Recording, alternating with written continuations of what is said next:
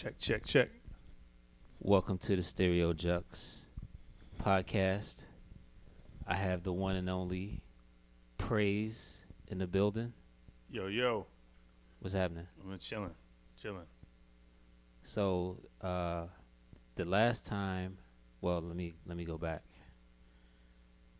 The first time we filmed, did you know what the outcome? Did you ever anticipate what the outcome would be? I didn't even anticipate you wanting to film, cause I'm just some dude that's just making music I like, and I'm not even sure how you heard any of my stuff. Uh, I saw you. I think it was. I want to say the Beat Grinders. It was you, Howard Knox, and Count Fifth. Okay. Yeah, see, that was so long ago, Yeah, at Club Live. and you came through. I mean, we've since become pretty good friends, but way back then, I had heard about you, and was shocked that you even wanted to. First of all, wanted to hear more, and then secondly, wanted to come over and interview me because I hadn't done anything. So I'm like, I'm just gonna sit here and play you beats that I made. I just made in my house. It was the Tina Marie beat. 'Cause I think you played that night. It was crazy. I'd probably put that in the recycle bin right now. Has anybody picked that beat yet? Nobody. Are you serious? Nah, it's always the ones you think are the craziest ones that people like. What else you got? That's a crazy beat. I appreciate it. It didn't age well. I listened to it like not too long ago, and I was like, You don't like it? It's all right, but when I listen to it, all I hear is like my like me cutting my teeth. No, you got to get the right artist on it. Like I can see Jeezy on that. I can see That would be crazy. I can see. To me, that's a southern artist, a southern lyrical artist, maybe even a Ti on that. Yeah, that would be crazy I can because it see that. sounds almost. I mean, it's a sample-based track, soulful sample, Tina Marie, and it almost sounds. I mean, if it has an East Coast feel to it, so having a Right. southern artist to it, that would be like a dope juxtaposition. Having that those different approaches, but I mean that always works really. Pusha T. That would be Pusha goes on everything though. Pusha works with every beat. He's one of the few artists that sounds good on every beat. The beats that you may or may not like, he sounds good on them. So I mean Right. He makes the beats likable. yeah. I mean that's magic. If you find an artist that can do that, he can pretty much write his own check, in terms of his own longevity. Because I Right. mean, look at somebody like Jada Kiss or Pusha. I think Jada Kiss sound. A lot of people give him kind of flack for sounding similar on a lot of different tracks, but to Right. me, that's just a testament to how natural he sounds on everything. Like he's him on everything. It doesn't sound like a reach Right. for the most part. So from when did we shoot that video? 4 years ago? 2000 No, it had to be longer than that. Longer than that? 5 years I ago? think so. Hold on, you let me pull it up. We gotta go to YouTube. Let me see here. It was a minute ago, So and it was just me looking as goofy as ever, playing beats on an old nah, busted man. ASRX. That's why I don't do beats on camera. Let me see. I don't want people joning. Exactly. Oh, How you done broke the rules. I know, man. I'm trying to do a podcast and I'm getting a call from Berwyn Heights. See, Let me when you're a superstar though, when you get to that level, this is what you got to deal with. Really? It's just natural. I mean, it's the next step. Telemarketers? that's what you gotta do. That could have when been you get Puff. there. You don't know who that was. Nah. That could have been Diddy. Like, yo, I got this app called True Caller, and it tells you if it's spam or not. Wow, that's crazy. Yeah. It's got some. That could be the new sponsor? Hey, you know what I mean? Audio It's a free app, so I don't know. I don't know what I'm getting out of Not it. getting much money from that deal. Right. 2010. Yeah. So yeah, you were right. 5 years ago. Yeah. So between 2010 and now, let's talk about what has transpired in the life of Praise. Man, a great amount of stuff, a great deal of stuff has happened, and I'm just blessed because I'm not some super connected dude or amazing musician or whatever. I'm blessed. I can't. There's no other way for me to really explain it. I keep bumping into the right people. People like yourself. Which, first of all, let me just say, man, I just want to thank you personally because since that time, you pretty much kind of ushered me into like a lot of people's attention that I didn't have before. I didn't have people's ear before, and just with that interview, a lot of people started kind of paying attention to me, and then you consistently put me in front of people, artists, tastemakers, influential people that furthered my career. And I can't even really tell. I can't explain to you. I definitely can't pay you back for as much as you've helped my career so far, as small as it is. I mean, it's still, small little beginner's career, but I mean, it's something that I really appreciate. And I appreciate that. It's all about talent and harnessing talent and letting people grow. Like, I don't believe in,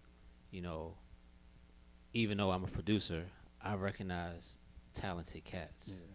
Like, I know talent when I see it. And, I mean, you are one of the few guys that can actually make it out of the DMV and become, as big as a Knots or a Bink or a Just Wow. Blaze. I really appreciate that. I mean, those three specifically are like some of my biggest influences. So I mean, first of all, I don't belong in that sentence, but I really appreciate you even, believing me enough to lie about it and put it so smooth, like it was believable. No, it's the truth, man. When I first when we first did the interview, I was like, this guy is humble and he has hot beats. Like, you don't come across that. Usually when you go to a beat battle, you see a dude spazzing over a beat that's half-ass. You know what I mean? But what's crazy is that dude, whoever that is the one he's probably doing that for himself, because I'm sure he has the same insecurities everybody else has, and he's probably in the mirror doing drum roll hands, trying to practice so right. he shows up confident on stage. I haven't done any kind of I haven't done Red Bull or anything like that, but I can only imagine, as dumb as I looked in that video you did, I was crazy nervous. I can only imagine how I'd be like in front of that audience that big, because the beat is done. You're just on stage at that point, like as an avatar, like this is what my face looks like. You listen to my music. Am I supposed to dance for you? Or I mean, I think you a little soft shoe? I think that's something you should definitely pursue. I think Red Bull can put you in a totally different atmosphere. Absolutely. I've become fans of a lot of people that have been on Red Bull. I have too. It's how I bumped into. It's not bumped into. It's how I heard of Timos, who's also from here, who's an amazing producer. I don't even want to start naming names because all of them are dope, and all the ones that came from this area are incredible. Okay. So I can't even. So yeah, you're right. Yeah, that does kind of put you on to people. So let's get back to you've done quite a few projects since the video, since we met. The first project was Sky Zoo. I guess so. Yeah, that was on the he had a mixtape, Theo vs. JJ mixtape, and I did a song called Be Well on there. Is that the one with the Anita Baker sample? Yeah. Bastard. So what was crazy about that? I swear to God, if I could rap, you would be my DJ Premier. Man, that would be dope. y'all lucky I don't rap. Man, we all lucky you don't rap. Yeah. But nah, man, that was something. So talk about how that placement came about. Well, there's a producer named, well, even further back than that, there's an artist that I work with named Hustle, who's dope, and he's a good guy also, and he kind of put me in contact with this producer named Cyrus, and Cyrus the Great. He's worked with Sky Zoo I heard before. of Cyrus. Yeah, he's dope. He's dope. He's from the Boston area, right? Yeah, exactly. Yeah. So he's just an amazing producer. He's a great person too, selfless. So like we're kicking it on GChat, stuff like that. I'm supposed to be working, and we're GChatting. You know how that goes. Yeah, I already know. you and I have talked through Google. Yeah, we owe our employers a little bit of money on the government time. Hey, that's way too much said right there. That was already way too much info. But yeah. So he was just like, yeah, I like your stuff. Send me something. I think Skyzoo's looking for music. So I was like, cool. And not too many producers will be like, other than yourself, not too many producers will be like, yeah, send me some stuff. I want to try and get you an opportunity. Right. Right. Nothing. It's not like there's any kickback or anything like that. So yeah, sure enough, I sent him some stuff, and the day I remember like it was yesterday, the day before Thanksgiving. This was 2010, 2011. I don't know. The day before Thanksgiving, he hit me. Skyzoo hit me and was like, "Yo, this track is incredible. Is it available?" So I'm like, "Of course." And then that's how it jumped off. So I sent it over to him. He recorded what he recorded. It turned out to be an incredible song.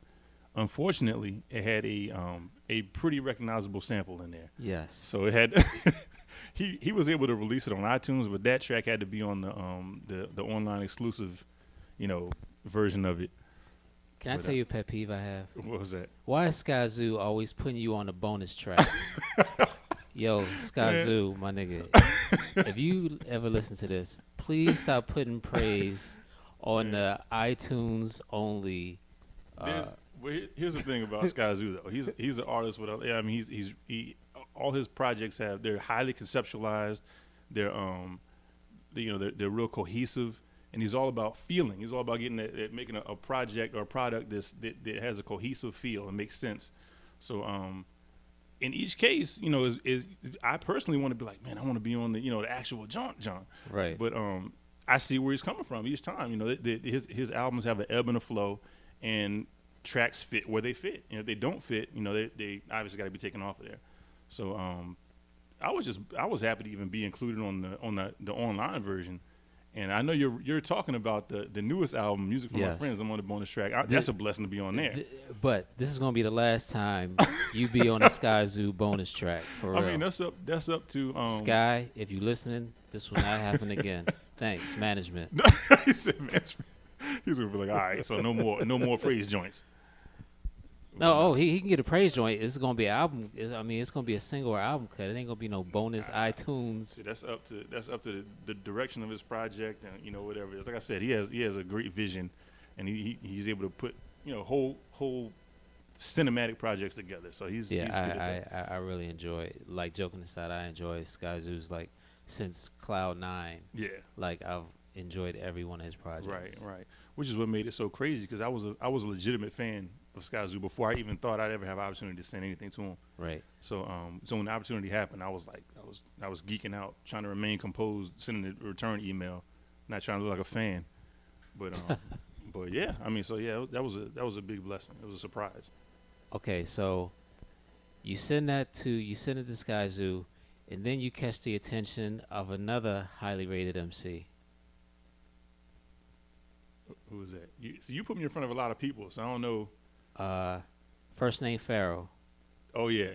Now see, that is completely a testament to Torre and my manager Big Doe, because Doe kind of made the connect. Well, he didn't kind of. He made the connect between me and Torre, and was like, "Yo, send him beats," And so I sent him some stuff, and he was like, "Yo, I love this beat," and that particular beat turned out to be "What's Love," with Torre featuring Pharoah Monch on the, oh man, what's the name of this? The mixtape, Admission of Guilt, the Admission of Guilt mixtape, and now that was one of the first times I was floored. I couldn't believe, because Pharoah is a legend. Torre is incredible, but Pharoah is a legend to me specifically. So I mean, hearing him on there, and the way Torre did it was he just sent the track back. He recorded it, sent it back. So I'm spazzing over the fact that he killed it. He tore it down. The first two verses, Torre was killing it. And then the hook goes off, and Pharaoh's verse starts. I'm like, is that Pharoah Monch rapping like Rap to Torre? So I'm bugging out. And it's not even just normal Pharoah. It's Pharoah like, first of all, he's doing like a conceptualized kind of rhyme scheme. He's rhyming. He's using the first letter of love. He's spelling the word love. He's using the first letter. He's using the letter of each. It's like an acronym. He's using L for L. And he's rhyming with O, and then V, and then E. So it's crazy. It's crazy. He's just showcasing his skill set. He was showing off. That's what he really did. But I'm like, this is crazy. I think people like really underestimate his lyricism? I think anyone who hears Pharoah Monch can't can't underestimate that. I think people who are slightly familiar with him, or they just know Simon Says. But when you do a top 20, I never hear Pharoah Monch in anybody's top 20. And that's a shame because It he is. belongs very high on the top 20. Right. So I mean, I don't understand that. That's people who they may not have the same appreciation for lyricism or lyric-driven music, but he's on that list. He's a monster. Absolutely. You talk about Big Doe Oh yeah. of Little Brother fame. How did you meet Big Doe, and talk about how he became your manager and why that situation has worked for you guys? Yeah, Big Doe is the complete opposite of everything I ever heard about. First of all, managers. I've heard they were shiesty, all kind of crazy stuff. And secondly, Big Doe. Like I heard heard some stuff about Big Doe that is proven to be 100% false. So I met, once again, back to the artist I was working with named Hustle, the same guy. He Big Doe was just talking about producers on Twitter one day, and he was like, who out here is nice or whatever. And Hustle hit him and added my name. And sure enough, Big Doe was like, yeah, so send me some stuff. So I sent him, about like an insane amount of tracks. I sent like 20 tracks or something. Damn. I don't know why I sent that many. I was extra thirsty. And he was like, yo, these are crazy. He was like, let's chop it up. So, he gave me his number, we called, we talked. And just first of all, the stuff the stuff he knows about this industry dates back so far. And he's worked with some of my, Knife Wonder, some of my biggest influences. Right. Knife Wonder, Hall of Justice, Little Brother, obviously, and a bunch of other people that I can't even sit here and name all of them. But just the amount of stuff he knows, just from failing and succeeding and stuff like that, has been invaluable because he just shares it. He's not one of those people that will hide information or try and manipulate people or whatever. He's just he's an open book, like literally. People say that and it's a cliche, but he's an open book. You got a question, run it by him, and he'll take time out of his schedule and really, really explain it to you. So I mean, I've made some missteps, and this is where I see people's value. I learned this also in my personal life. When you make a mistake or whatever, the value, I think the quality in dealing with that is being able to rebound from it, to address it right where it is and just fix it. And Doe is one of those people.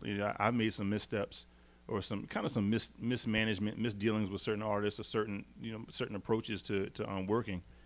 And he knows how to, first of all, corral that whole situation in. He knows what to say to fix it and what to do, going forward. And that's something that's invaluable. That's something you just easy to overlook. Right. So I don't even know what the question was.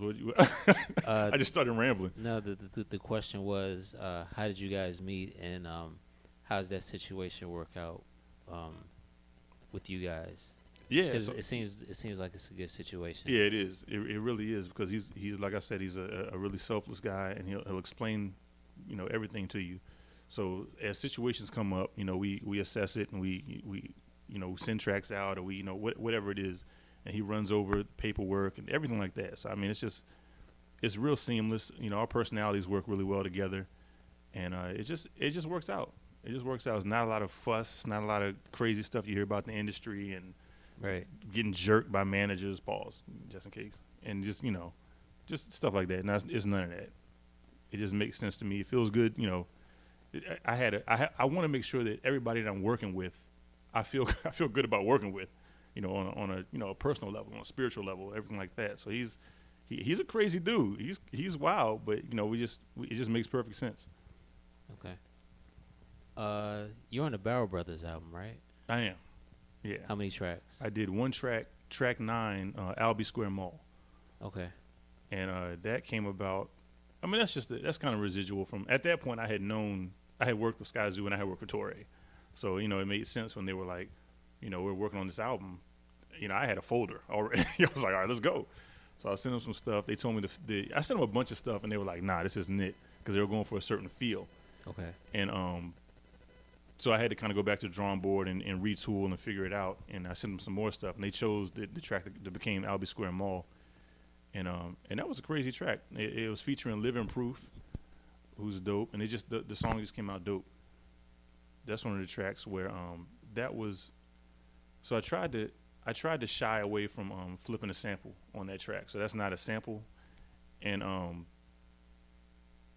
yeah, I think it turned out all right. I think it could if I could do it all over again, I would have done some things a little bit differently in terms of how it sounds. But yeah, I think it turned out dope though. They made it sound way better than it really is. Right. Because they're both.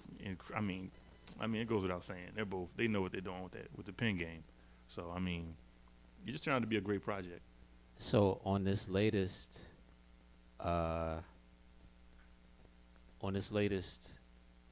Torre project, you have 3 or 4 placements on there? 4 total is 3 album cuts and 1 bonus cut, and the bonus cut is What's Love. So when it makes, if anybody slept on What's Love, this is the perfect opportunity to just be like, hold on.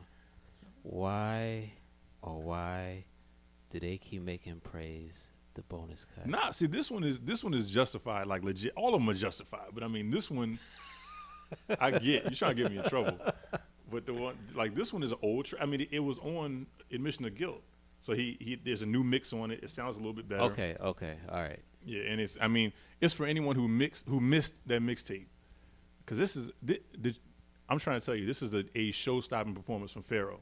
Torre killed it, but Pharaoh, this is like, yo, did you hear this? Okay, because I will arm wrestle Torre and fuck his big ass arm Let me up. tell you something. You will lose that arm wrestle swiftly. That would be a very short arm wrestle. Torre is built like a linebacker. You'll lose that arm wrestle, bro. All right, I'll take your word for it. So, when we first met, you were using the ASR X. Yeah. Everybody's favorite machine. Yeah, that's a super popular machine everywhere. Yeah, 10 million people have one. Yeah, I think like 7 people total have that machine.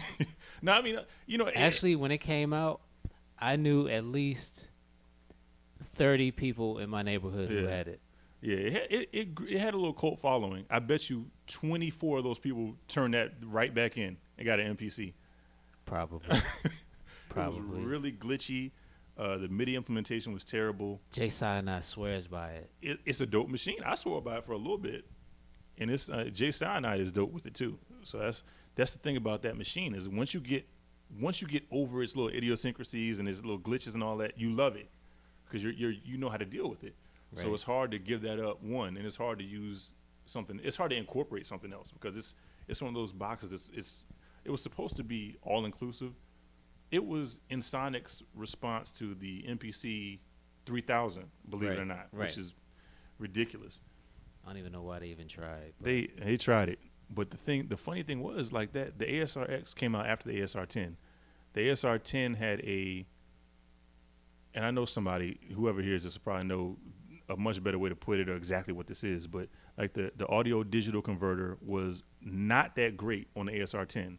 It was a lower quality, which made it sound warmer, which gave you all the characteristics that the producers liked about it. The ASRX was a newer, it was like an updated version of the ASR10. It was a desktop version. It wasn't a keyboard. It was a groove box, quote unquote, sampler.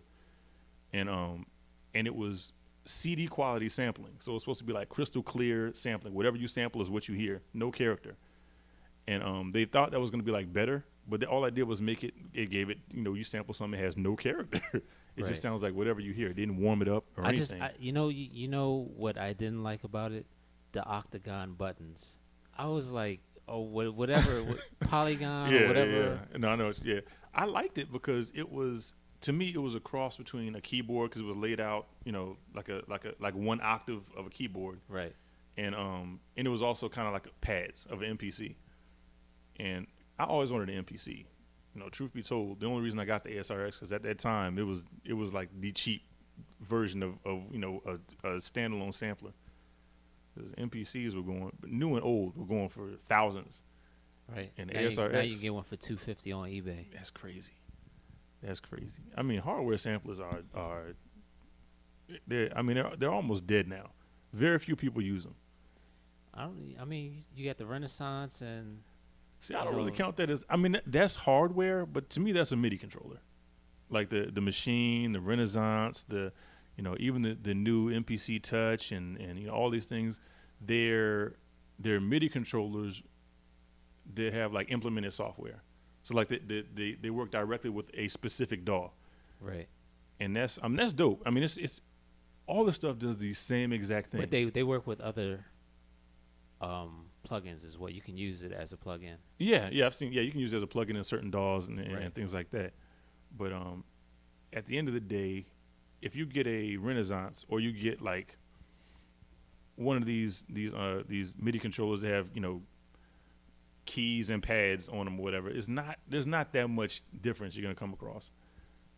I think the Renaissance and the machine and all that it's integrated to the point where you can scroll through menus and sequence and all that kind of stuff and see it right there on the screen on the hardware. Right. But it's tethered to a computer, so it's not you Right. can just take that Right. and go somewhere else or just hook monitors up to it and rock out. I wish. Yeah, that'd be crazy. I thought that was the next step, like in the progression of electronic equipment. I thought it was like, all right, MIDI controllers tethered to computers, and then eventually MIDI controllers. I mean, software based standalone hardware pieces of hardware. Right. If that makes right. sense. And there's a company named Nico Labs. I think they tried to make. They did this years ago. They had a keyboard. They had like a computer screen in it. I don't know if it was touchscreen or not, but it had a screen in it. It was a keyboard and it had pads on it, and it was like an integrated sampler, sequencer, keyboard. It was everything. But it was priced crazy. I don't think it moved too much, but it was like Timbaland had a version where it had like a lot of his sounds in it and all that kind of stuff. And I thought that was so. I was like, all right, this is the next step. Like everybody's gonna come out with their version of this, and this is gonna be the next progression. And it wasn't. I was wrong. I was super wrong. So what do you use? So you don't use the ASRX now anymore. I don't. Nah. What do you use now to make these beats? Now I just use Reaper and Battery, and that's it. And that So, sounds wild, violent. I haven't said that out loud before. Reaper total- and Battery. Total software price of $80. Probably. Yeah. Like Reaper is like $60, and it's like I mean it's not this crazy DAW that's gonna blow your mind or whatever. It's just so simple. It's as complex as you want to get. It's one of those DAWs where like you if you want to have like a gang of stuff on the screen and a bunch of different layers and automation and all this kind of stuff, it can do all that. It can do all the stuff that the most expensive software does. Why use two pieces of software for beats? Why not just use Reaper or Battery? Well, Reaper is just a digital audio workstation. So it's just it doesn't have any. There are no VSTs in it. It's just like it has your tracks, your channels, your routing, and all that kind of stuff. And then you use VSTs, or you can play instruments, record it live into it, or however you want to do it. And for that I use like Battery. So like I chop samples in Battery, I program drums and process samples in Battery and all that. And then I use a ton of VSTs, a lot of freeware. Freeware is super slept on. I don't understand. But yeah, that's really it. So the movement now is making your own samples. Yeah, I would say so, because we're at that point now. You can get stuff. Back in the day when they had like the Triton and the Trinity and Please. and like they had those Spanish guitar patches where everybody was making the the Neptunes joints and Trackmasters. That's what I meant to say, not Neptunes, Trackmasters joints. What was the Fiesta? R. Kelly Fiesta. I think it was like 10 songs that had the same Spanish You know what? guitars. Diddy had like a series of Spanish guitar joints. He had like I forget the names of them now, but he had like a. What was the Fab song that Just Blaze did? He did a few. Can't Let You Go. It wasn't really Spanish guitar. Just might have sampled that from like. He's a magician. I don't know what I never really know what he's doing a lot of times. It's very rare that I'm able to be like, oh, he did this, he did that, he used this. I could tell. Nah, Just Blaze he'll be like, he'll take something that the sample he flipped for T.I. What is the name of that song? What, Rihanna? No. It was on the King album. See, I'm gonna have to look online right now. Oh man, see now. Hold on. Pardon me, anybody that's listening. This is terrible podcast etiquette.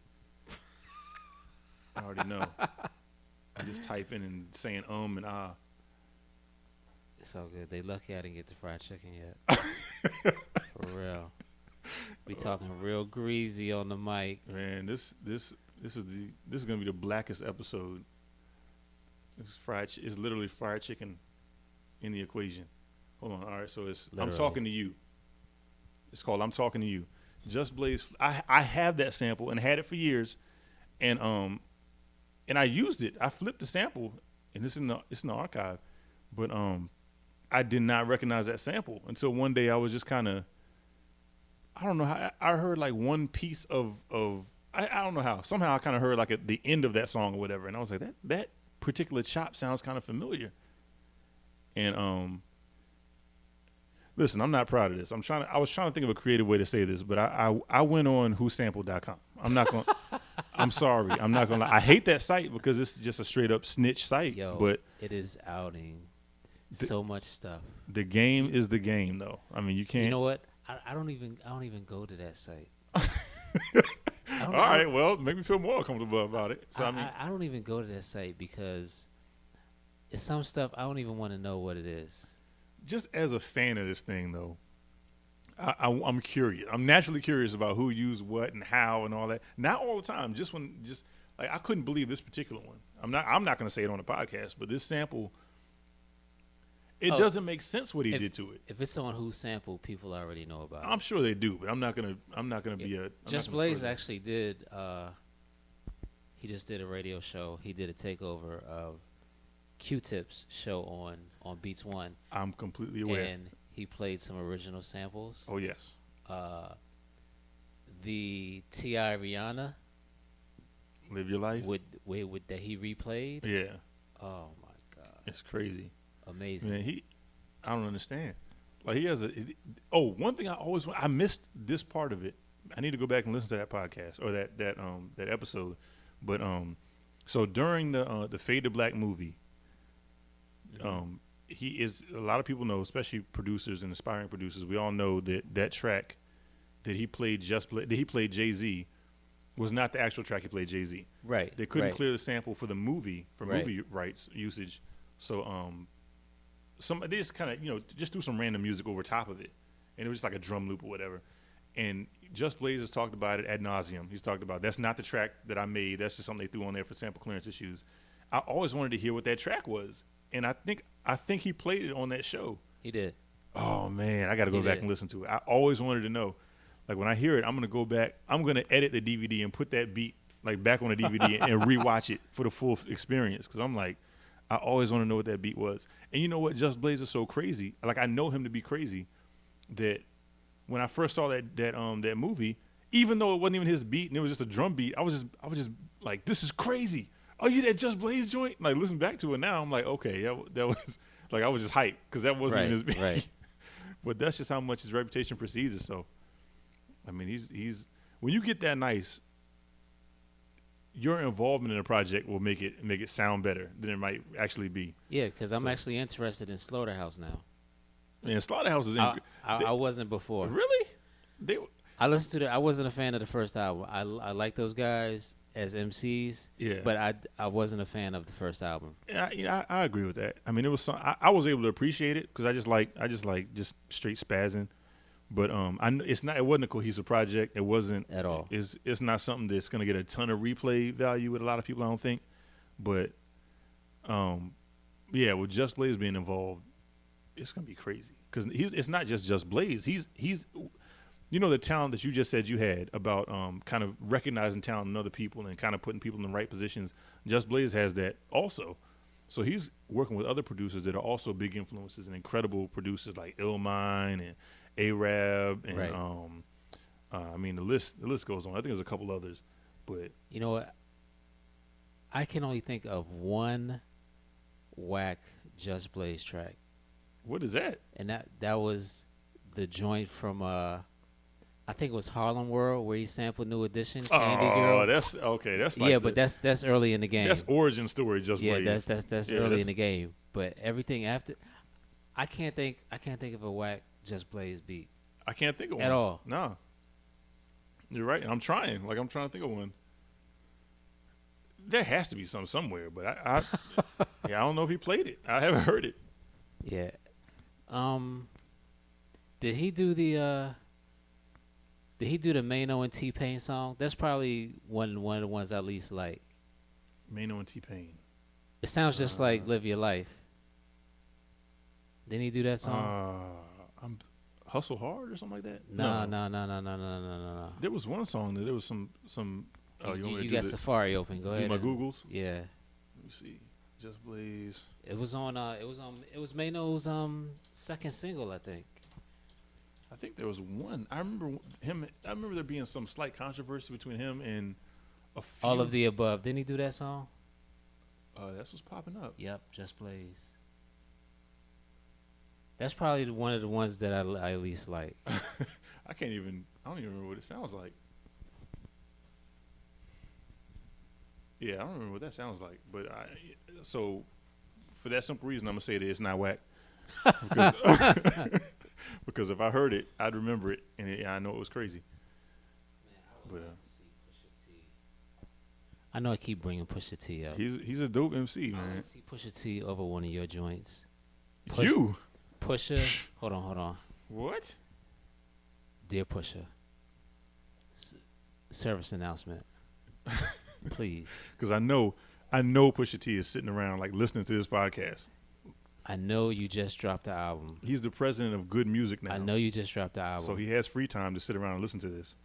But when this album has done its run, when your latest album has done its run, you need to come to Bowie and get a beat from Praise. I swear to God, you The will whole sentence is never crazy. you will never regret it. Please. Pusha. Man. Man, all jokes aside, I think we had something crazy. But man, he's the Ron L. Hubbard of the cupboard. He's not accessible like that. You know, there's That was a quote from him. I didn't just come up with that. there's a lot of MCs that I would like to see over your stuff. Pusha, Ghost, Jeezy, That'd be crazy. uh, All three. Fab. I think Fab would go Man, crazy. I have a folder for Fab. It's sitting right. I'm looking at it. It's on my desktop. It's sitting right Fab, Beats for Fab. here. It just says Fab. So Fab, Doro, Clue, whoever run with Fab right now, please. Fab is one of those artists that is probably the most slept on. I don't think he is. I think he doesn't get the. I mean, maybe he's not slept on, but he doesn't get the clout that I think maybe he deserves, because You know why? Because he's low key. He's not like running. You don't see him on gossip sites, and that's true. I mean, he probably doing some shit, but it's real low. You know what I mean? Right. Yeah, that could be it. Maybe that has something to do with it, but. He's not on Love and Hip Hop and doing all the crazy stuff, but Exactly. there's a lot of guys who aren't doing that stuff also. They kind of get a little bit more acclaim than I think, maybe they should, or maybe some others deserve a little bit more, I should say.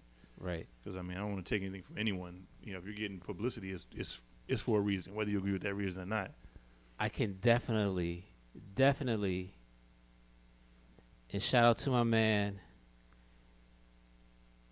up in New York, East New York. East New York. East New York. My man, Uncle why am I Murder? forgetting his name. No, not Oh, Uncle not Uncle Murder? No, the DJ. DJ Unique. Oh, DJ DJ Unique. Yo, DJ Unique. I know you're gonna listen Yo, to he this. is a beast. I know you're gonna listen He to is this. a beast. Please. The locks. I know you got the locks on lockdown with your beats. I know Sheik is spitting some heat over your beats, but please, We got to get praise in the mix. Man, Unique is a beast. Unique is a monster. He's one of those people that, I mean, he has all the elements of like of East Coast hip hop, but it doesn't stop there. Like it appeals to way more, a much larger demographic, and I don't even think people realize how much, He is like he reminds me of a Just Blaze. Yeah, he has that. Like he's able to make music that sounds exciting without it sounding forced. Like it doesn't sound like he's trying to make the pop off single or whatever, but it feels like that. It just feels, it has that energy. Like everything that he's done for the Locks has been crazy. Crazy. He's dope. He's dope, and I think you kind of have to be. Shout out DJ Unique. Yeah, shout out to him. Not DJ Unique from Bone Thugs and Harmony. We talking about East. Shout to him too. Yeah, shout out to him too. But we talking about East New York DJ Unique. All the DJ Unique. Shout to all y'all. It's probably 13,000 of them. Isn't that ironic? On Twitter. DJ Unique is a common name. But yeah, man, he's dope. But yeah, I'd like to see you, with the Locks. Man, I want to work with. There's so many people I want to work with, but I want to work with anyone who I'm able to make something substantial with. So if that's super A++ artist, over here, or somebody who's not super known, whoever. Before I forget, you got some fire. I mean, straight fire. On what's the guy from North Carolina? Come on, man. Nove? I know your discography better than you. Y'all are doing an album together. From North Carolina. Oh, Superstition? Superstition. Oh, man, you should. I wasn't even thinking about it. You got a beat on Superstition's album. Oh my God. Man, I appreciate that. Now that's another one. I was a fan of Superstition before, just like I said about Sky, before I even knew I'd have an opportunity to work with Super. And that was, you know what? There's a guy named Patrick McNeese who passed away. Rest in peace, Patrick. Who was another? I'm blessed to know people who are just selfless, and that's. Oh yeah. P the Wise. P the Wise. Good dude. Amazing dude. Like it was scary. Like he was such a good dude that you wondered what the catch was. Like he was like, why are you this selfless? Why are you this helpful? And he told Superstition, he was like, yo, if you do anything this year, you need to work with Praise. And I didn't know. He didn't tell me this. He didn't say he was going to say that, or this was the plan, or whatever. Right. So I didn't even know until Superstition told me. Super told me that Patrick told him that. And Patrick just hit me up randomly and was like, yo, I like your music. Keep going. I think you're gonna be big in this game. And he always said like really encouraging stuff like that. And I'm just like, what? I don't even like why. What would make somebody be that encouraging? Like they weren't like, yo, your stuff is dope. Send me some stuff for the love. Let's do it. Let's collab, bro. Let's collab, do a project. Like, he was just like, yo, just keep going. I think you're gonna really And he rapped. Yeah. So he could have. And I sent him some stuff too. So it wasn't like he didn't have to ask. He was dope too. That's another thing. So just a real selfless guy. He put me in contact with, unbeknownst to me, with Superstition, and Super hit me up a little bit after he passed, after Patrick passed, and was like, yo, can I get a folder? Do you have anything on you? So I sent some stuff, and he spazzed out. He was like, yo, this is crazy. This is crazy. So I ended up doing 5 songs on the Gold Standard album, which is, phenomenal. All bias aside, this album is really, it was shockingly dope, and I was a fan of Super. So. I think people slept on that album. It's not old. Like it just kind of came out, so it's still. I think the trajectory of it is still upward, but if you haven't heard that album, go get Gold Standard. Some of the best stuff I've done to date is on that album, and Super killed it. I have to agree. Yeah, Super killed it. A lot of that is owed to his skill level, because he's one of the few artists that's able to make lyric driven music without it sounding super rapidy rap, right? And he can have conceptual songs and all that, and it doesn't sound forced. I like that term, rapidy rap. Yeah, I forget who coined that term, but it just makes perfect sense. Like rapidy rap, you know what that is when somebody says that. Yeah. But he's a complete artist. He's a complete. There's very few of those, believe it or not, and he's one. He's one of them. He's incredible. I'm not just saying that because we have worked together, but we have some crazy stuff in the pipeline coming down the line that y'all gonna hear. Hopefully, Lord willing, it's gonna be, I think, some game changing stuff. At least for me. Really? Yeah, definitely. And there's some stuff that you may or may not expect, and it's gonna put us in a different conversation. I don't want to say like it's gonna put us up or it's gonna put us over here, but I think you're gonna think of the stuff we do in a different light. Okay. So, Let's talk about EA Sports. oh man, EA Sports, it's in the game. Let's talk about video game money. Yeah. Well, it's not like I'm raking it in with EA Sports But or anything still, like that. you have a track on NBA. NBA Live 2016. Now, this Come is on, man. Now I've been playing NBA Live since '95. Live '95 was first game on Sega Genesis, and like that was I just never thought it would be a possibility to work on work with EA Sports or work with any video game company like that. And EA Sports is a behemoth. Right. So for them to and this is all Sky Zoo's legwork, pause, where we had a track. So he has an album called Music for My Friends.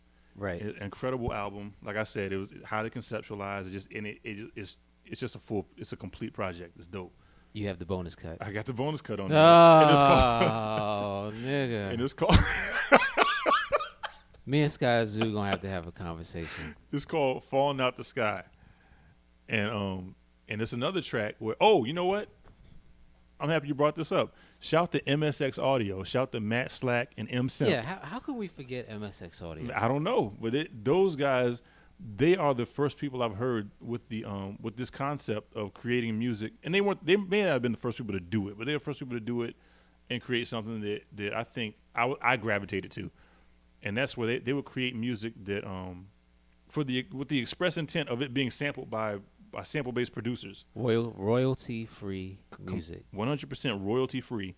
And it sounds soulful. It sounds authentically like something that if you were digging through records, you would find it somewhere. It's people actually playing these instruments. They have musicians. Imagine Right. that. Like they got Imagine musicians playing music. using instruments. But no, they like Matt Slack, I think, is like a really accomplished drummer, and M Simp is I think he's a multi-instrumentalist also, and these guys they not just playing the music, but they know how to treat it. They know how to process it. They're running it through vintage equipment and these SSL boards and stuff that the big boards that every producer pretend like they take Right. a picture touching a knob, pretending Exactly. like that. Yeah. They're really using that stuff and They push it up one notch. yeah, right. Yeah. Just touch the fader and take that picture. Exactly. But yeah, they're turning over like a really, really polished, really professional product, and sample-based producers can flip stuff, and it just sounds authentic. It sounds like they're really flipping vinyl and all that kind of stuff. Right. So anyway, I went on that tangent. They had a product called Soulful Stems Volume 2. Now they're on Volume 3 right now, which is available right now on their site. But Volume 2, they had a track on there that I was able to chop up and flip.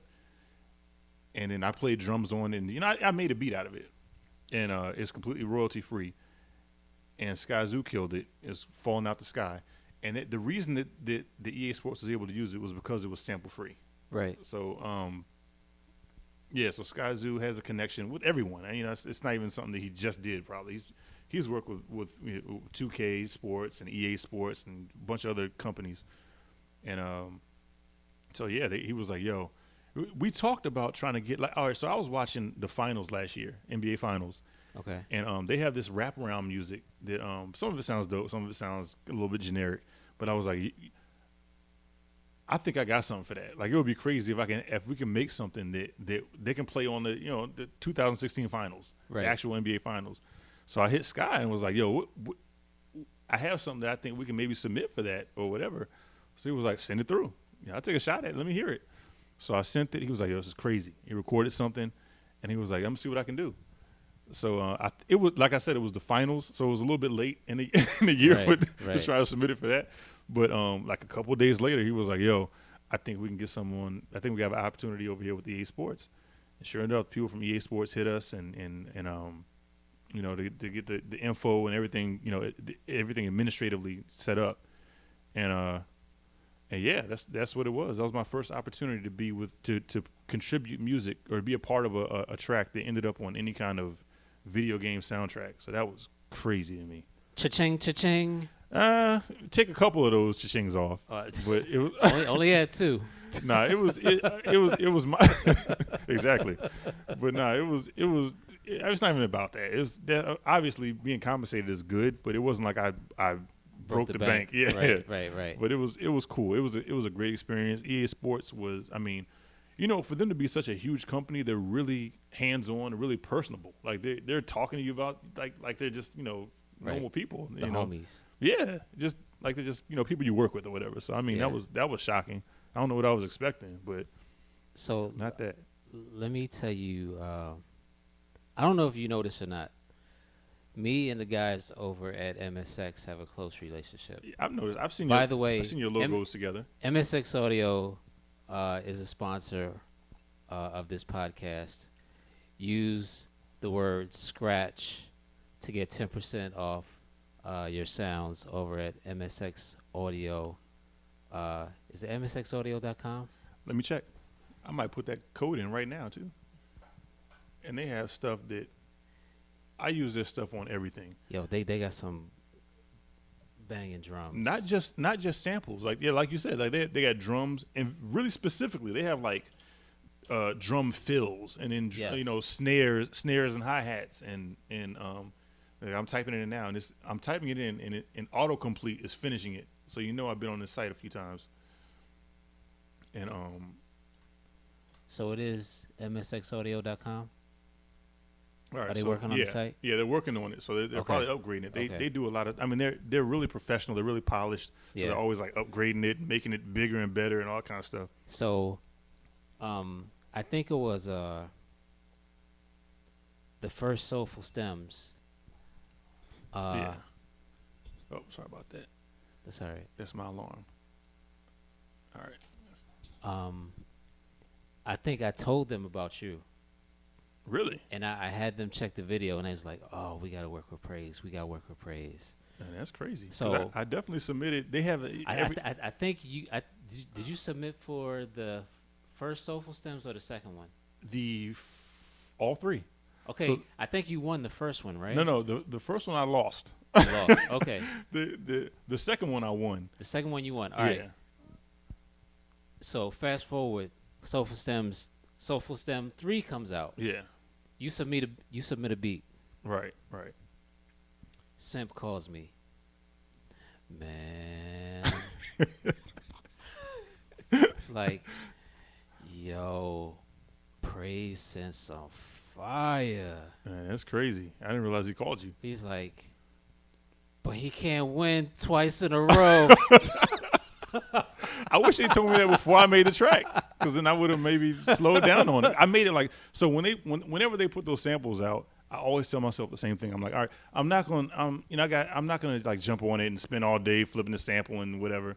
Right. And then like an hour goes by and I'm like, all right, I'm gonna start now. Let's start flipping it. So But he sent me the sample. I mean, he sent me your beat. oh really? I didn't know he did all that. I said, "Oh my god!"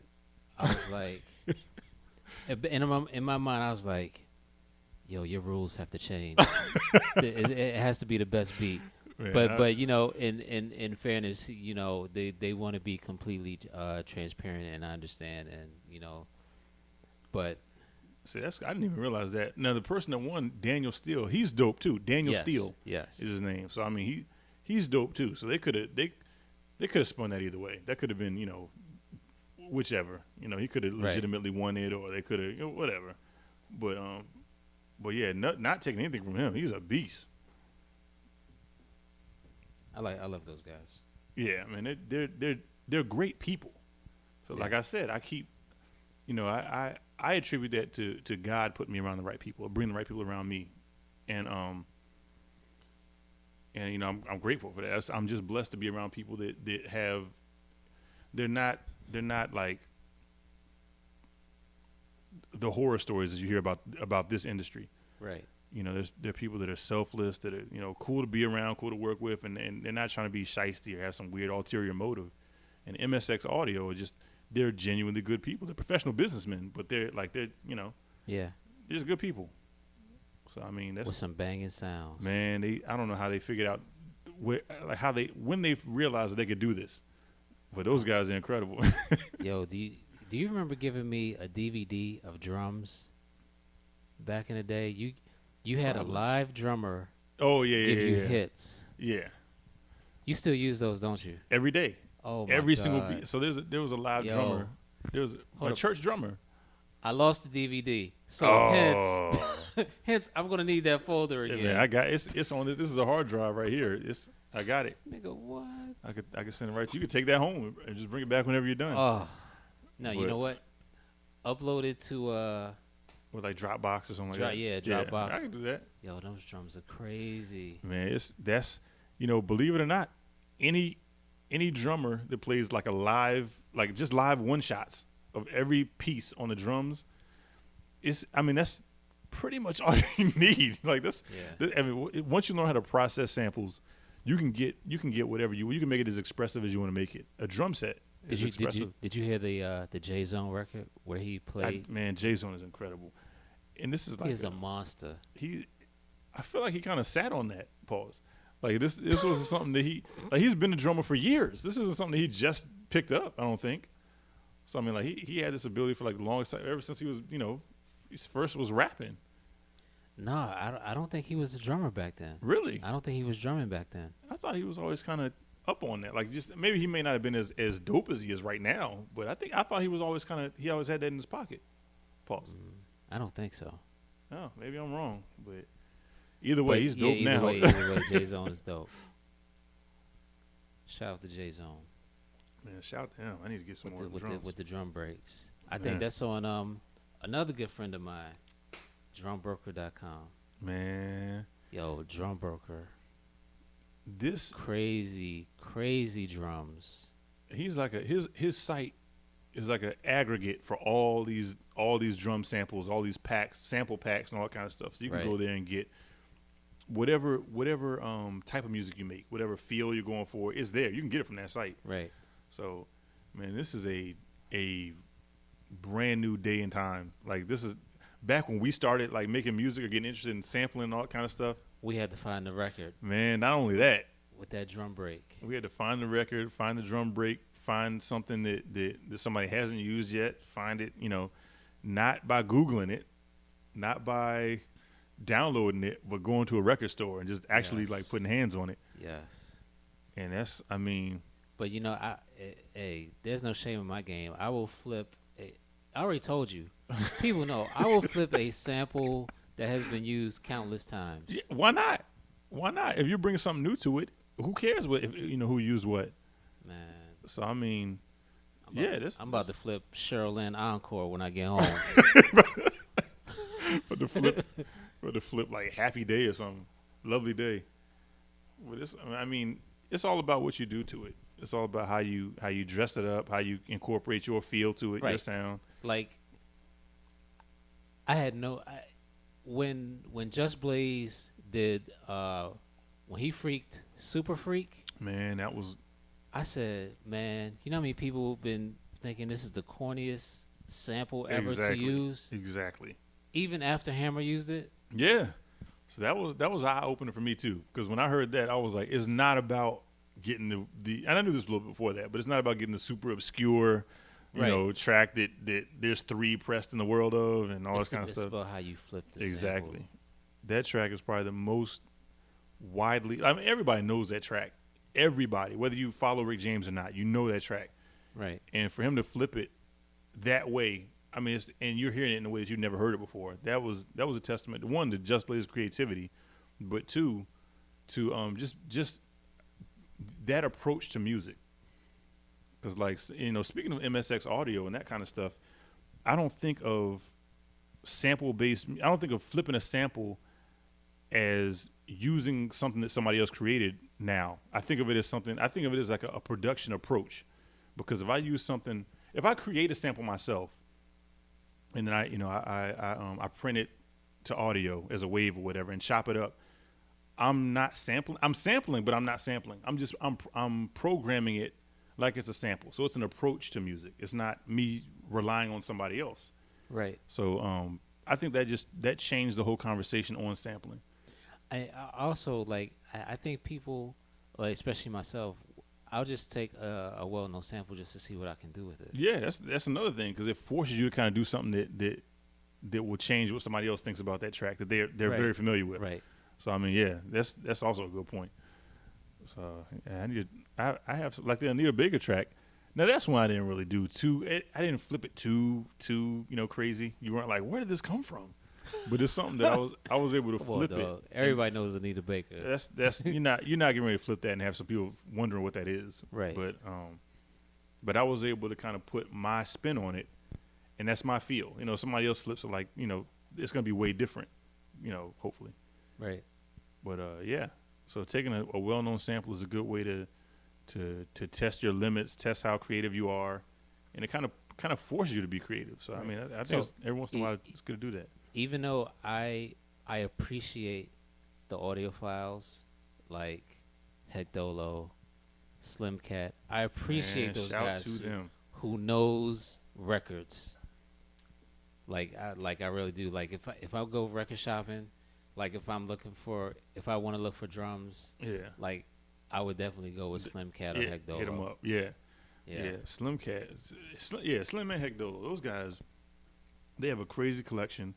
They have a crazy amount of knowledge about what's what. Right. What labels have this.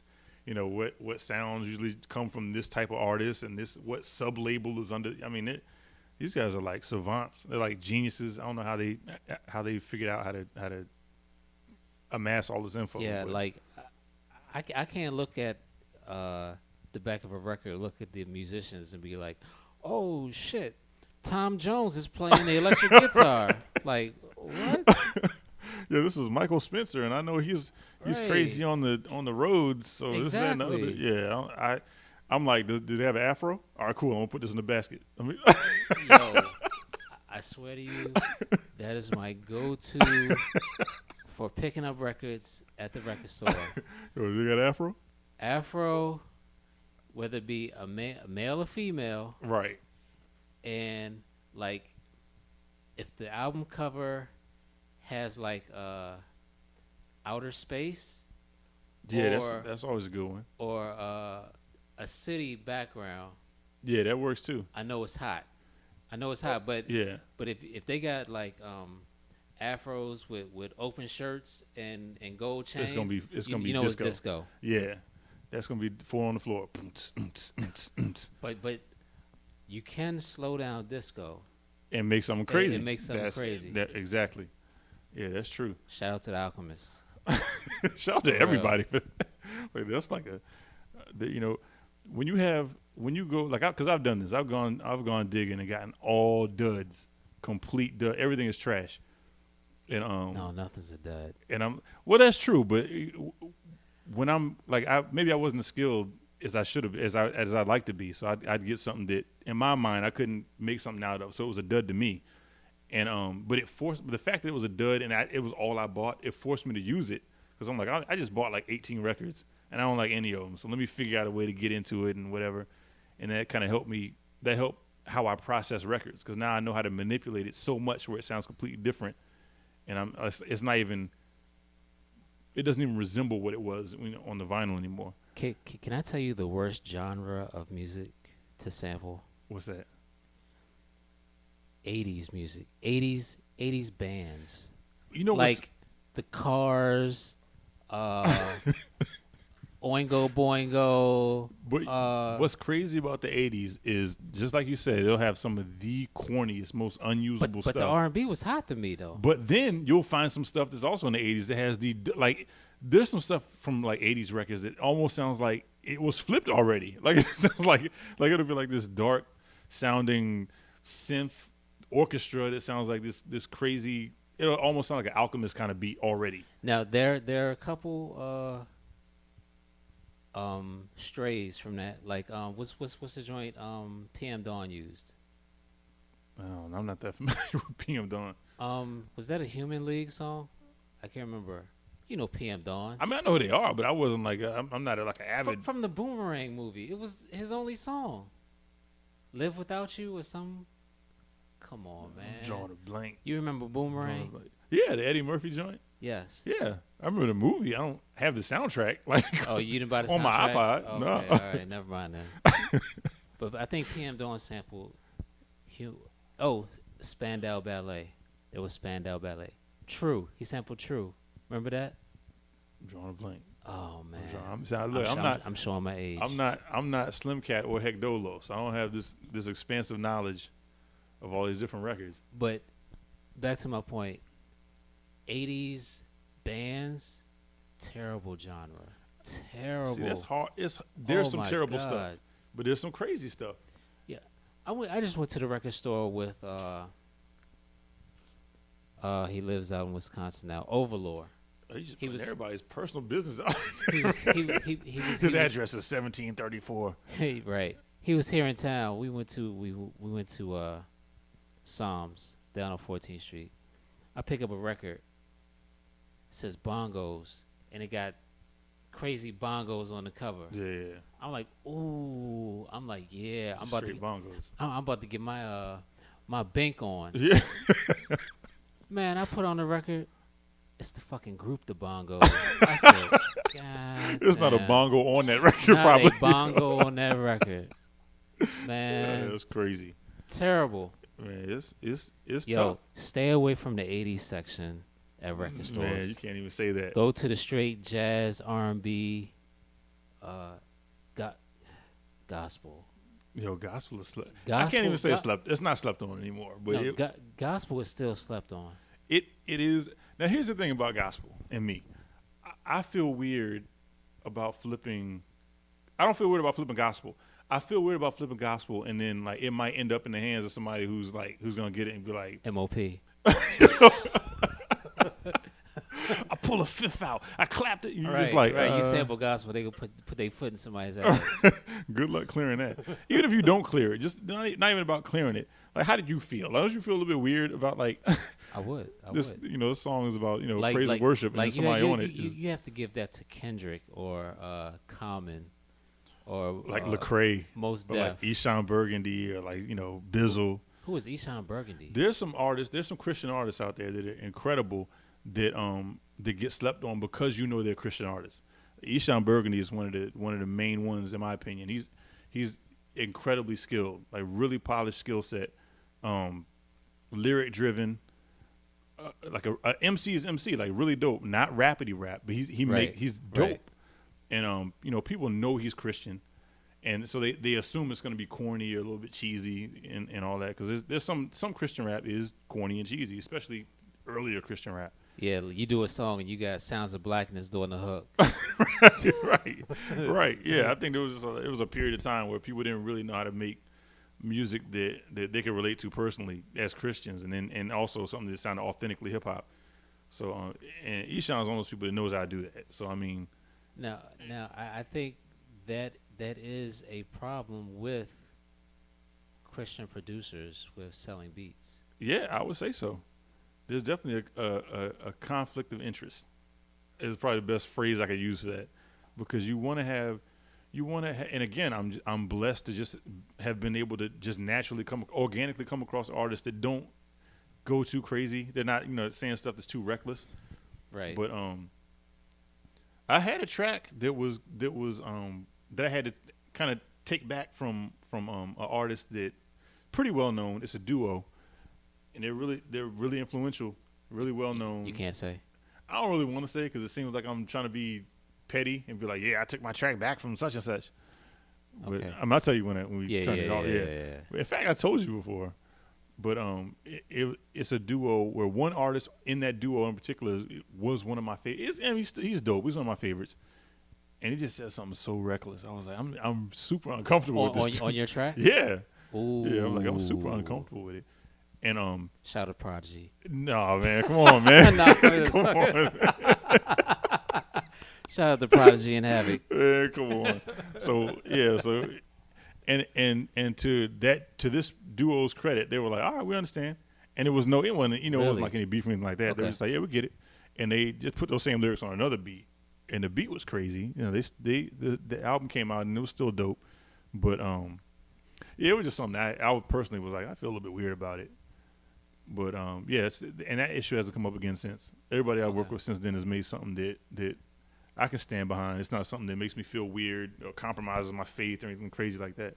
Right, right. So that's just God's favor, because I'm certainly not telling anybody what to say. I'm not like, yo, you need to no phrase like that, say this and do that and whatever. It's just turning out how it's turning out. So what's next for you? What do you have coming up? Okay, we got a bunch of stuff coming up, and I don't want to. I'll mention this stuff. That you can talk about. Okay. I know Big Doe is gonna be listening to this and be like, "Motherfucker, we still get that on the table." Nigga, you ain't supposed to be talking about that. So Lord willing, me and Superstition have a project coming out that we're working on. Okay. This is gonna be. I mean, I'm trying to tell you. I already know. I already know. And so Torre has an album coming out called Entitled. Right. And it's coming out January now. He pushed it back a little bit. It's supposed to come out in December. Now it's coming out January 15th, I believe. And that is there's some stuff out now. He has 2 singles out. He has a single out produced by Pete Rock. This man, just listen. Just go to. Hold on. I think it's called. Hold on. I don't want to say the wrong name. Hold on. This is super unprofessional. I think he played it last year, like on YouTube. Now it's he released it kind of recently. No, but him and Pete they did the song last year, I think. Oh, they may have. See, I don't know when they actually recorded it, but this is called "Get Down." Torre, produced by Pete Rock. Crazy. Pete Rock he's the Godfather. He's one of the biggest influences of a lot of people. He's one of the biggest influences of people who have influenced me. Like he's my influence's influence. Right. So I mean that's how crazy he is. But this song is incredible. He has another single produced by Jalil Beats. That's crazy. And you have how Or many? Let 'Em Know. You have how many tracks on this album? I have 4 total. Good. I didn't want to come up there and put my hands on his little big thick ass. Yo, there's so many pauses. Yeah, I right. can't- Yo, the whole rest of this podcast has to be just us saying pause. But like the company that I'm in on this album is DJ Premier, oh my gosh, come on, Illmind, come on. Pete Rock. To name a few. Jalil, who else? Knots. Knots. It keeps going. This is a who's who of producers on this album. So for him to even include me, I'm trying to figure out like, is it a typo? Like when he first showed me the track listing, and I'm seeing, my name 3 times. I was like, oh, they got a typo on here. They got my name 3 times on here. But nah, I mean, it's legit. And another thing is like the sometimes you submit songs to albums, and it comes back and it's okay or whatever. These songs came back crazy. Torre is incredible. He's incredible. And it came back, and I was like, this is some of my best. I know I just said that about Superstition, but this is some more of my best work, And I have to attribute that to Torre, because he made the songs substantial. He made it sound like not just a hot little song, whatever that you listen to or whatever. He made it something that you can feel. One of my favorite albums of all time, excluding no album, is the Blueprint 1. The Blueprint 1. And every track on there had this solid, substantial feel to it. Like it felt tangible. Like you could almost, like it felt you could just touch the song. It doesn't make sense, but you know what I mean. No, like I understand. Yeah, and these songs are in that vein. Like they have that he's explaining where he is right now in the song, and you know what he's saying, and he's teaching you some stuff. He's being impressive lyrically. He's weaving the narrative, and it's just, I mean, it's crazy. He's one of those people. It's hard to do, and the fact that he can do that so effortlessly, I'm just like, yo, I didn't realize he was this dope. I knew he was a favorite of mine, but now I'm like, yo, he's kind of separating himself from people who I thought he was in their league. Right. Didn't you have a joint on Godzilla's album or Yo. mixtape? These three dudes. Shout out to Godzilla. Shout to Godzilla, man. Shout out Forestville, Maryland. Exactly. Yeah. They don't get half the amount of shine they should get. But like they're legit like three brothers. They're actual blood brothers. Right. They're incredible. They're great people, and they make music that you could feel. I don't know how they're not like they're definitely not where they need to be. They'll get there though. They're on their way still. Like it's early. Like they put in work. They're not some new jacks or whatever. Right. But it's like it's upward. They're trending. They're still trending upward. It's still gonna be shout out something. to Ace. Man, all three. Yeah. Ace, Truth. You know, Yeah. I mean, these guys. They have an ear. They know what they're going for. Like it's just dope. And they don't compromise. Now, and that's another thing that you'll be hard pressed to find that in three artists in a row. Like they all make exactly what they want to make, and they sacrifice everything and compromise nothing. Right. So I mean, that's crazy. That's crazy. You know, you talk to somebody now, and they're on the first trap record smoking. You know, like I mean, there's nothing wrong with trap, but you know what? That's gonna be another podcast. Because you know what? That'll be another. It'll be a 5-hour podcast. Man, there's nothing wrong with trap, but understanding balance is something that's lost on a lot of people. And the people that do have that, that know how to incorporate that balance, are the ones that are on top, or the ones that are going to be on top. So I mean, if you're now here's the thing. If you're now trap is don't get into it. Don't get into it. All right, I'll let it go. I'm telling you, it's gonna be 50 million comments. Already I like about trap. I like certain trap. It just has to be done right. Is all I'm saying. It can't be forced. I'm trying to think of a trap song that I like. I can't. All right. Come on, man. There's a bunch I like. But no. This podcast is about you.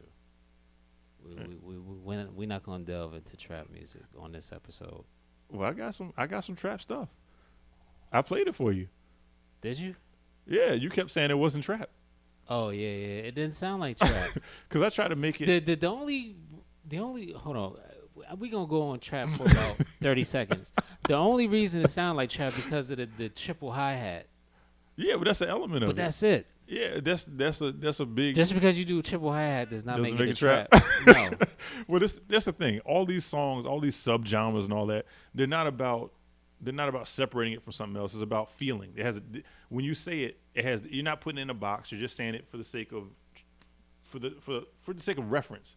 Like if I say, oh, it's a trap song, I'm not saying it has to sound like this and it has to have this artist on it. I'm saying just so you get in your mind frame what this might sound like. Right. So for me to say this is my version of a trap song, it's me incorporating some elements that are commonly associated with trap. So the triple time hi-hats, and not necessarily triple time, but just the 808 and 909 sounds from the TR drum machine and all that kind of stuff. So I'm still doing my thing. It still sounds organic and full and soulful, but it has some of those elements in it. My last question before I get into this chicken. For real. Did you ever get those beats to Snoop? Those West Coast beats? You know, you send stuff out, and you know you would like to have some feedback, but you don't know if they got it or not. But you know, Doe's legwork, pause once again, is crazy because he knows his contacts are crazy, and he moves around. He could put a hand on any given artist any given time. So I'm sure they got where they were supposed to go, but I don't know if they were heard by who they were supposed to be, heard by. So and there's no telling. There's never a guarantee. Snoop. Here you go. Uncle Snoop. Please. Big homie. We gonna need you to open up that praise folder. For real. There's definitely a folder over there somewhere. Yeah. Somebody has it. Hey man, I really enjoyed, this. How long we been talking? Time flew damn, by. an hour and 19 minutes. Wow. Man, the time flew by. It did. But yeah, man, check out Praise. Got the Superstition Is it an EP or album? It's gonna be an album. Wow. It's gonna be a full Okay. album. Yeah, Super is he's busy. He's gonna have some stuff. 2017 is gonna. I mean, 2016. Excuse me, is gonna be. This like, keep an eye on Superstition in 2017.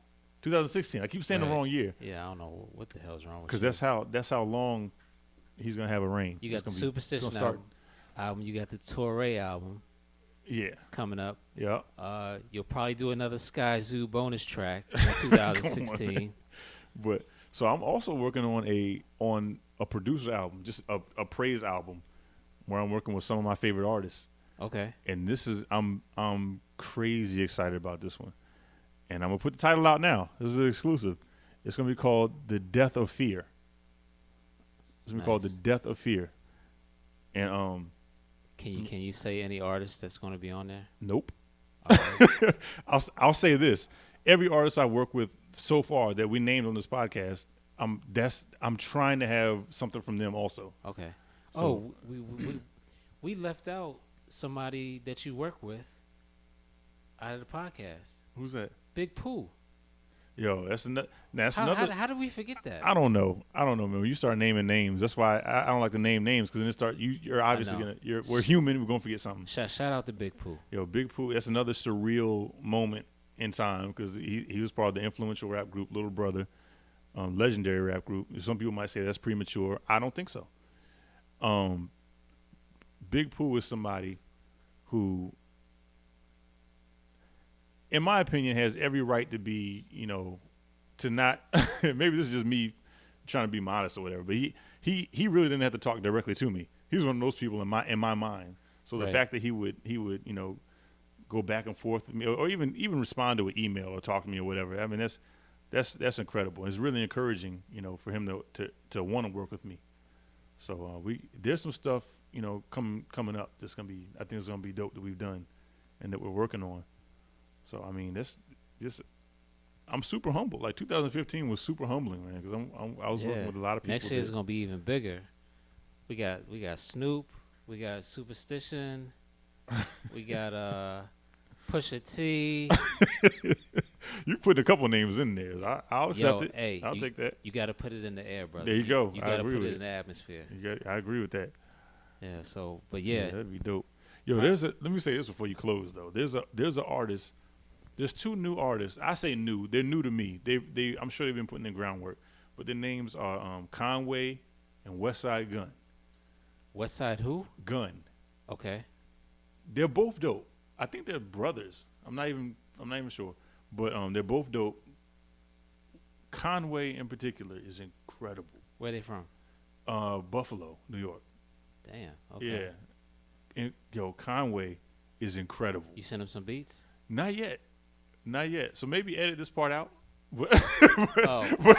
but I'm like that's somebody who I want to work with. Incredible. Like the skills are there. The backstory is crazy. He's somebody who the music is, the content is rough. It's a little aggressive, but it's dope. Like it's authentic. It comes from a place that's real to him. It's a lifestyle I'm not 100% familiar with, personally on a personal level. But it's so authentic. He has a high skill set. Sometimes when people actually live their life, maybe the skills aren't necessarily there. He's not one of those people. Like he's a rapper's rapper, but he's one of those people that tries to kind of hide that under. I feel like I haven't talked to him, so I don't know how his approach really is. But he strikes me as one of those people who is like on a technical level really developed, but he tries to kind of hide that focus and that work ethic under being natural. Like he wants it to kind of look like he's just naturally like that, but he's secretly this workhorse. Right. So I mean, he's dope, man. He's Look- dope. look- When you hear it, you'll know. I'm gonna look those dudes up. Yeah, definitely do that. Okay. All right, brother. Well, again, thank you very much. Look out for Praise, and his projects coming out. Go get that NBA 2016. Got the joint with Sky Zoo on there. What's the name of it? It's called Falling Out the Sky. Falling Out the Sky. It's All right. crazy, man. Thanks for having me. No problem, man. I gotta come back. We gotta do a part 2. We You know what? I talked to Maverick today. The Respect the Hate podcast. Yo, I gotta be on that. Yes, the Respect the Hate podcast is coming soon. So, all you Maverick haters, get ready. He's ready for you. Yo, We talked today, and he's on it. I don't know how Maverick is one of the coolest people. I don't know how he gets so much hate. I don't know how he gets the haters. He's laid back, like calm, Yo, but he gets people riled you up. should see the comments under Maverick videos. Yo, people hate Maverick, and they don't even know why. If they saw him in the street, they'd be his best friend. But They don't even know. One comment was so stupid. He's like, Maverick is so matter of factly about music facts. Like, what the fuck? What are you supposed to do? Guess? Yeah, right. If you know the answer, what are you supposed to do? Right. So matter of factly. Like, come on, man. Like, pretend you don't know? Right. Yeah, but Respect the Hate podcast coming soon. We're gonna talk about trap music. We'll dedicate a whole 15 minutes to trap music. Hey, I'm with it. Maybe more. I'm with it. All right, and we out.